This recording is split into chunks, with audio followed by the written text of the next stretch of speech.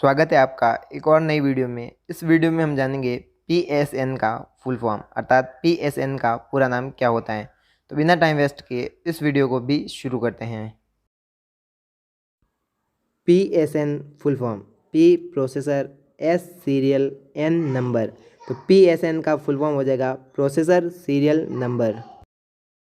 अगर आप computer, mobile और टेक्नोलॉजी से जुड़ी वीडियो देखना चाहते हैं, वो भी बेसिक से लगाकर एडवांस तक, तो इस चैनल पर आपको ऐसी वीडियो मिलेगी। और इसी के साथ इसमें कंप्यूटर की क्वेश्चन आंसर वीडियो मिलेगी, जिससे कि आप किसी भी कंप्यूटर एग्जाम में टॉप कर सकते हैं। तो बिना टाइम वेस्ट किए चैनल को सब्सक्राइब करें। वीडियो पसंद आने पर लाइक शेयर ज़रूर करें और कमेंट करके बताएं कि वीडियो आपको कैसा लगा। इसी के साथ इस चैनल पर आपको मिलेगी कंप्यूटर, टेक्नोलॉजी और मोबाइल से जुड़ी हुई वीडियो। इसी के साथ कंप्यूटर की क्वेश्चन आंसर वीडियो, जो कि आपको हर कंप्यूटर एग्जाम में टॉप करवाएगी।